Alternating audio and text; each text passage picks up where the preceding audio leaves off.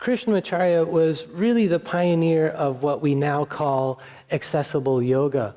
And he was doing it way back in the early 20th century, teaching all kinds of people. He would always stress that yoga must be adapted to the individual, not have the person try to adapt themselves to the yoga practice. And if you're always going to classes or you're doing yoga videos, you're always really trying to adapt yourself to someone else's yoga.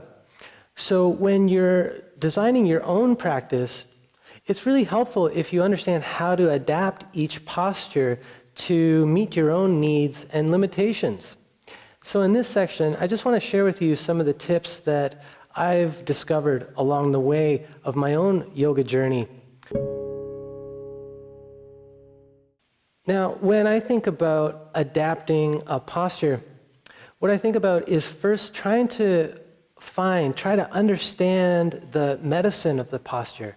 So what is the posture good for? How is it strengthening me? Where is it creating an opening? Try to distill the medicine of each posture. And once we understand the medicine of the posture, then we know what's negotiable about the posture. So what can I change in the posture and still receive the benefit?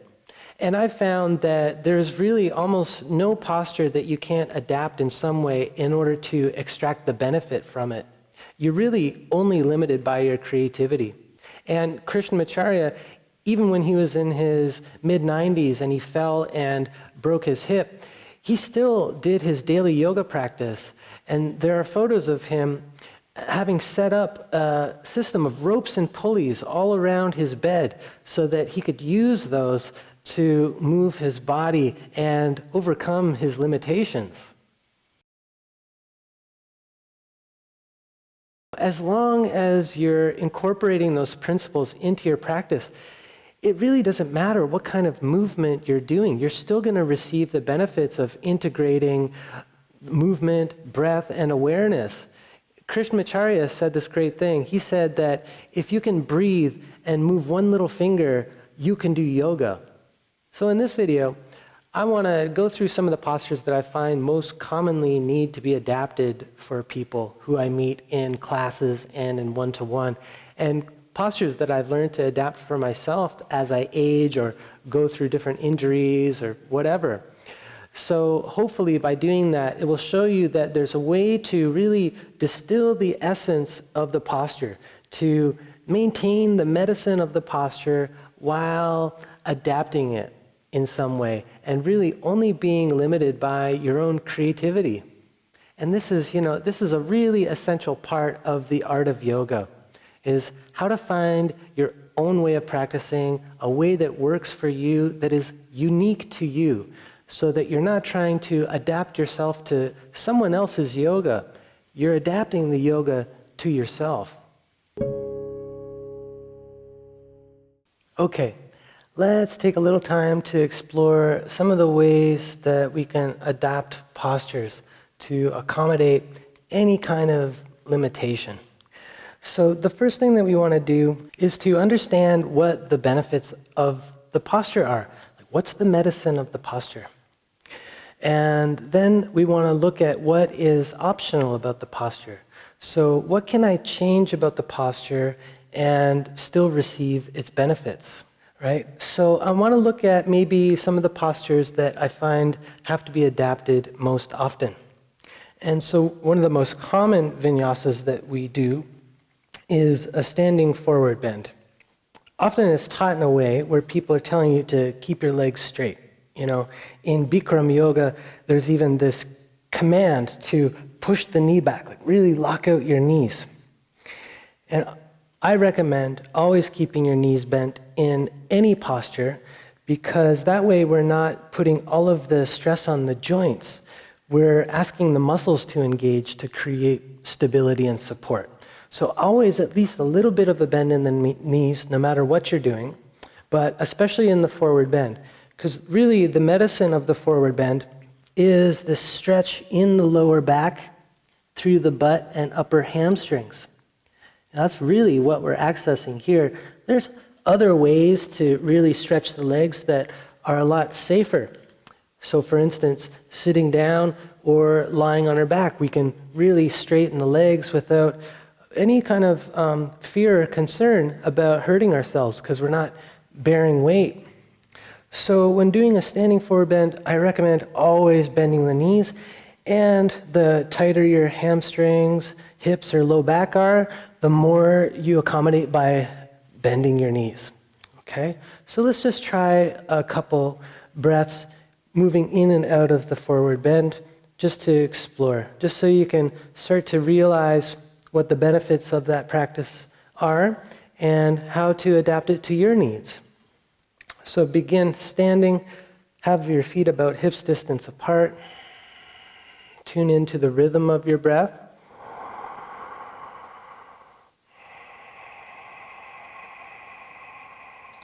On your inhale, bring your arms up overhead, look up a little. Exhale, forward bend. Inhale, come all the way up. Exhale from the belly. So engage your abdominals as you go into the forward bend. That's going to help support your lower back, so your lower back isn't doing all the work. Your abdominals are engaging to support you as you do that movement. That's one of the reasons why we do this particular breathing pattern. As we inhale, we really want to open up the chest and rib cage so that we allow the lungs to expand to their fullest capacity. And then exhale, engaging the abdominals supports us in our movement. Okay, one more time. Inhale up. Exhale down. Let's stay for a couple breaths. Bend your knees enough that you can easily touch the ground. So when you stay in the forward bend, you could even try this, making the stay in the forward bend a little more dynamic. So try this. On your inhale, straighten your legs some more. Let your chest lift up. That allows your rib cage to expand. And as you exhale, soften your knees, let your chest fall. So we're staying in the forward bend, but we're really allowing ourselves to get into the breath, allowing the posture to breathe. And that way I'm getting the stretch through my lower legs without any fear of injury. So I'm really finding a way to adapt the posture and get the most benefit from it. So I want to reduce any risk and increase benefit. If that's a guiding principle through our whole practice, that's really going to help us avoid any injury. Okay, next inhale, press through your feet, knees really bent, come all the way up. And exhale, bring your arms to your side. And just take a moment, let everything settle. After every posture, taking a little bit of time to tune in, notice the effects on your body, notice the effects on your energy, and notice the effects on your mind. So we're always curious about the practice that we're doing. And this really makes it a science as well as an art, because I'm trying it for myself so I can find out for myself what the benefits are. So I'm not relying on any external authority to tell me that, for this condition or this issue to do this practice. I found that it's not so prescriptive like that. Everybody really is different, and everybody is their own best authority. Really, you know best what's right for you because you're the one who can feel it from the inside. So that's what I want to help you awaken here, is that interoception, that inner sensing of what's going on. And that way, you're going to be the best judge of what vinyasas to do and how to do them. Okay, so another vinyasa that I find really often needs to be adapted for people is the warrior one. So from the mountain pose, when we step one leg straight back, we're in this starting stance, and there's different ways to practice this posture. One of the ways involves a forward bend. So on our inhale, the front knee bends, arms come up. Exhale, we come all the way down, keeping that front knee bent. Inhale, come up. Front knee stays bent. Come into a gentle back arch. Exhale, down. So if you're practicing along, try it a couple more times just to get a feel for it. Notice where the strength is required in this posture. So if it's easy for you, that's great. But imagine what it would be like for someone who is dealing with some low back issues. And inhale, come up. Just stay for a couple breaths just to really notice what's going on in this posture. Like, what's the medicine of this posture? Where is there strengthening and where is there opening?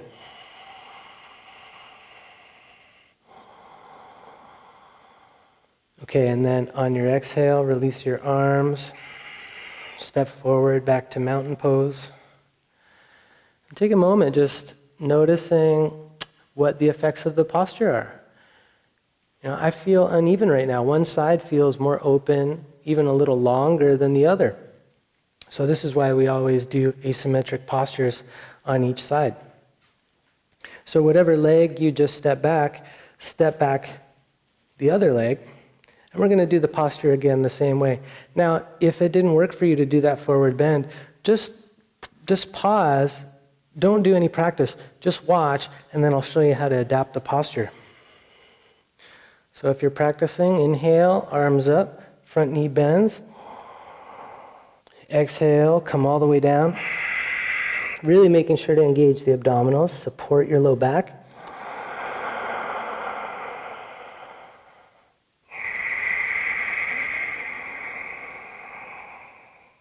One more time with movement.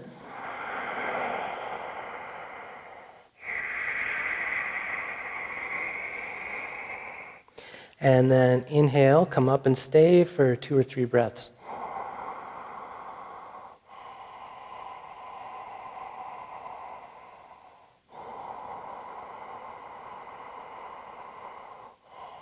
Always paying attention.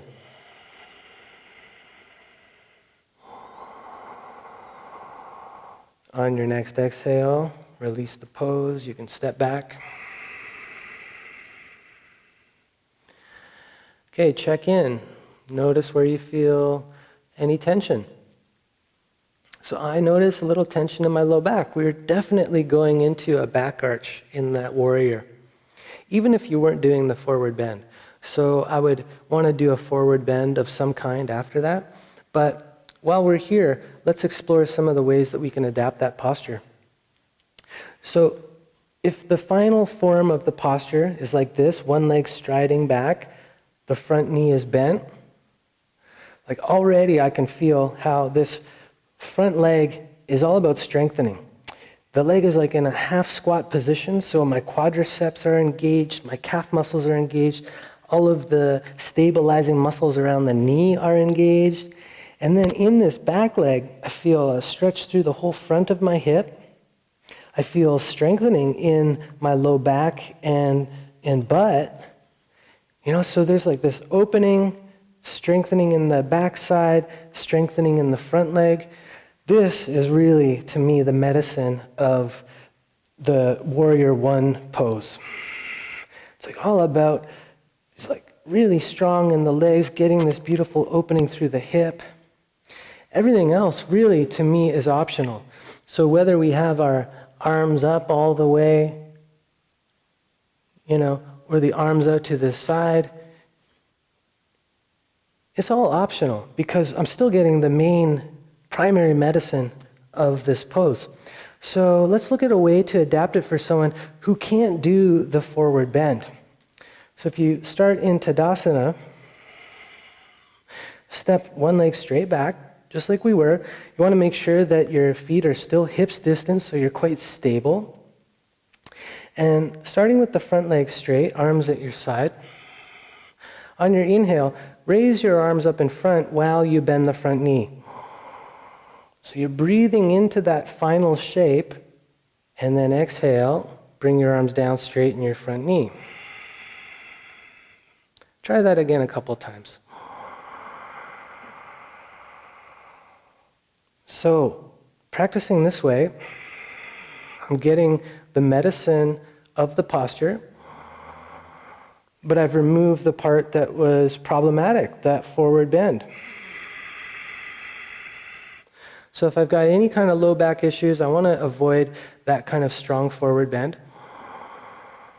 But I don't have to deny myself the medicine of this posture.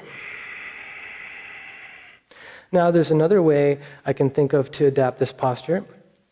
So if I've got, a weaker low back and I can't lift my arms up in front all the way, which happens to a lot of people, they get like frozen shoulders. Maybe there's other options. There's maybe some spinal issues that keep someone from doing that comfortably. So what else can I do with my arms now? We know that the arms are optional to this pose. So let's try this. Bring your hands together in front of your chest, front leg straight. Now on your inhale, open your arms wide like cactus arms, right? Like the football field posts. And then as you exhale, bring your hands back together, front leg straightens. So we're, again, breathing into a version of warrior, only I'm not bringing my arms all the way up overhead. But as I do that, I can actually feel that this variation helps to accentuate the chest opening, which can be something that I might need. So maybe I'm adding a different benefit to this posture that wasn't there before.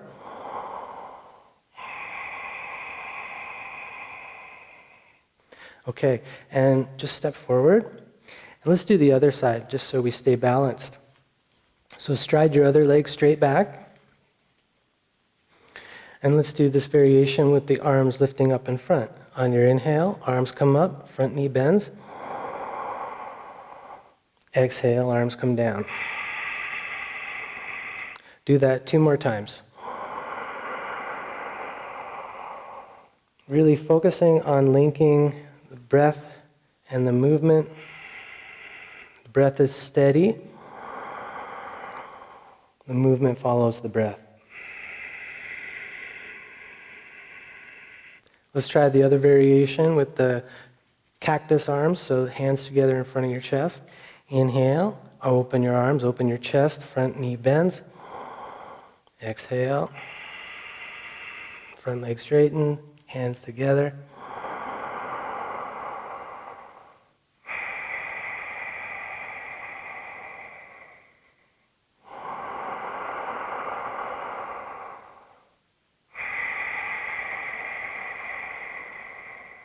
Okay, step your back foot forward. Take a moment. Notice what you're feeling.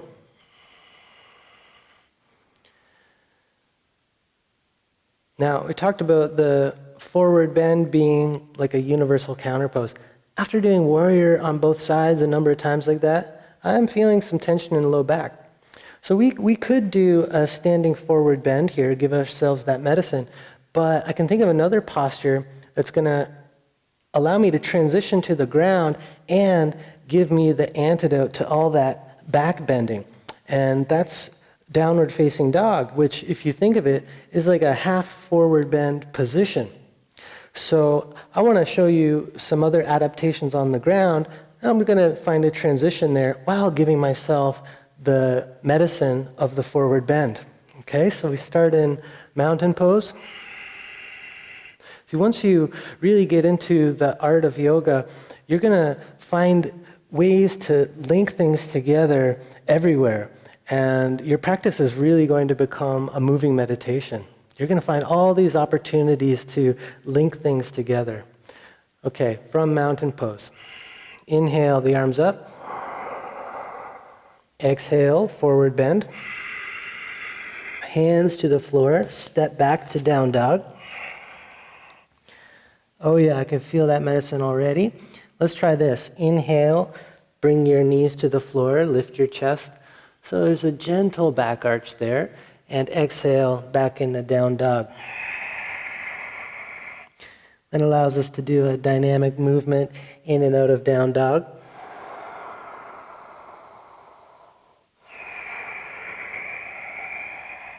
One of the benefits of the dynamic movement is that it allows our body to get used to the posture. So it is a good preparation for holding the posture, as well as facilitating that link between the breath and the movement, which just feels really good. It is a preparation for holding the posture. So let's try holding downward dog for a few breaths. And here in downward dog, I can hear so many teachers in the past that I've been to their classes telling me to straighten my legs in downward dog.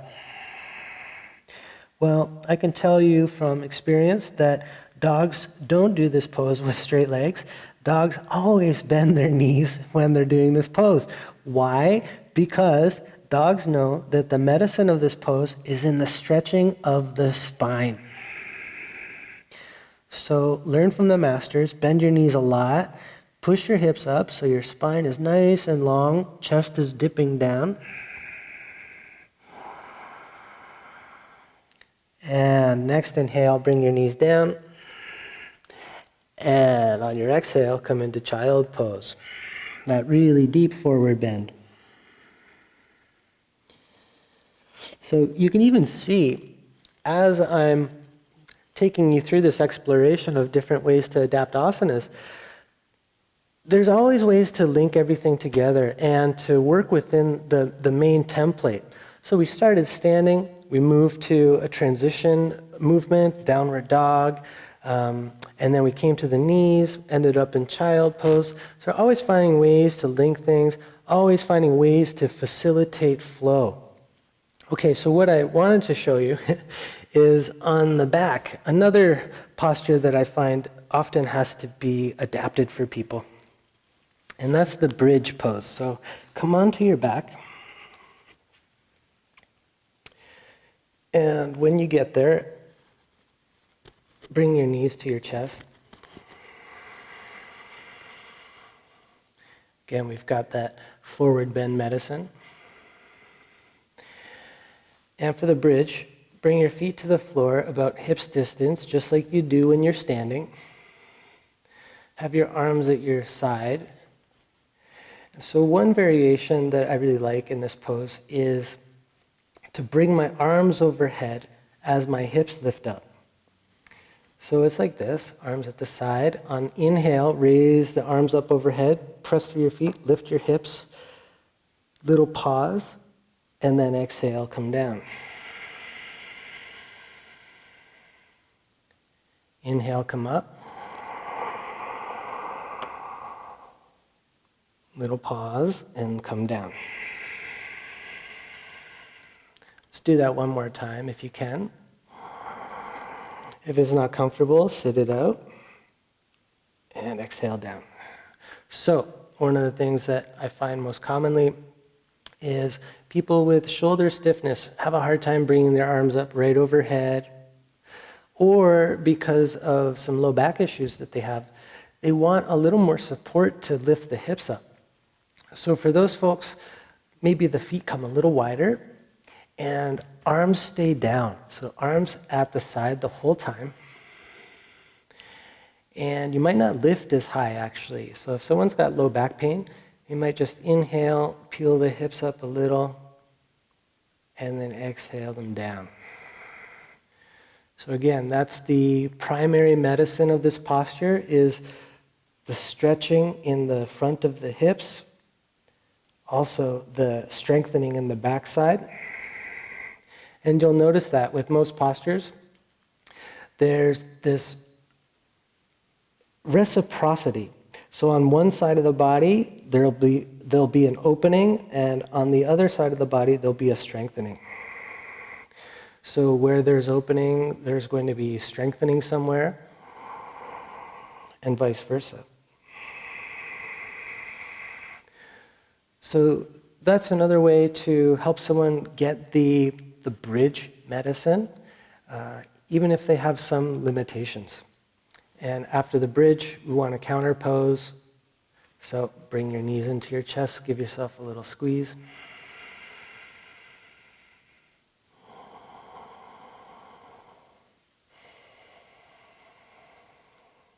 Okay, so to summarize, when we're adapting any posture, the first thing that we want to do is identify, extract the medicine of the posture. So to understand what the posture is good for, what are the benefits. And then once we understand that, we can find creative ways to adapt it so that whether it's for ourselves or a student who's dealing with some kind of mobility issue or other limitations, that we can find a way to give them or give ourselves the medicine of that posture while avoiding any of the potential harm that the posture might cause. So I hope that's helpful.